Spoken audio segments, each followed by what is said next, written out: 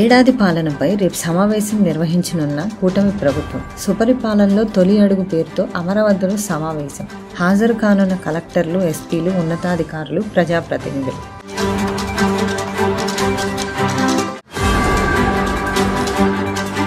America భీకర దాడులు. Iran అధ్యక్షుడితో మాట్లాడిన ప్రధాని మోదీ. చర్చలు, దౌత్య మార్గాల్లో శాంతిని పునరుద్ధరించాలన్న ప్రధాని మోదీ.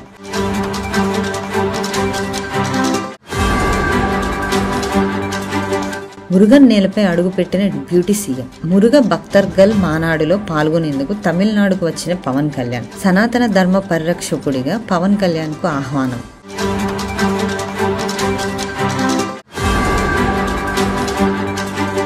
ఏపీ ప్రభుత్వం మరో రాజ్యాంగ ఉల్లంఘనకు పాల్పడుతోందని ఆరోపణ చేసిన జగన్. జూన్ 24న ఏపీఎండీసీ ద్వారా బాండ్ల జారీకి ప్రయత్నాలు చేస్తోందని వెల్లడి. హైకోర్టులో కేసు విచారణలో ఉండగా బాండ్ల జారీ అనుచితమని వ్యాఖ్య.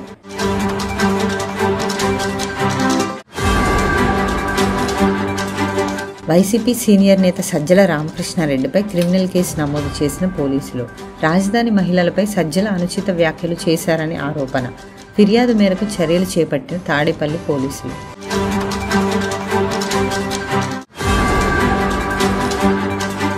సింగయ్య మృతి ఘటనలో జగన్పై కేసు నమోదు చేసిన గుంటూరు ఎస్పీ. జగన్ కారు కింద సింగయ్య పడినట్లు వీడియో ఆధారాలున్నాయని ఎస్పీ ఆరోపణ.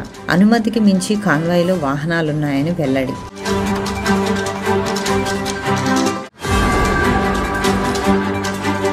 ఇరాన్ నుంచి ఢిల్లీ చేరుకున్న మరో 311 మంది భారతీయులు. వారిని తరలించేందుకు ఆపరేషన్ సింధు చేపట్టిన కేంద్రం.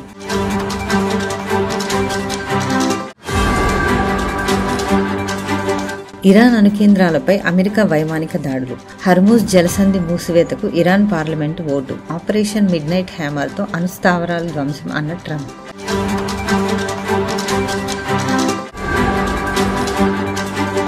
అమెరికా దాడుల ఎఫెక్ట్. రష్యా వెళ్లి పుతిన్ను కలవనున్న ఇరాన్ విదేశాంగ మంత్రి.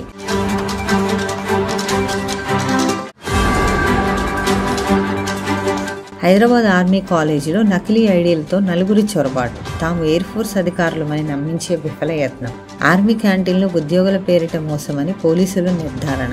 నిందితులను అరెస్టు చేసి రిమాండ్కు తరలించిన పోలీసులు.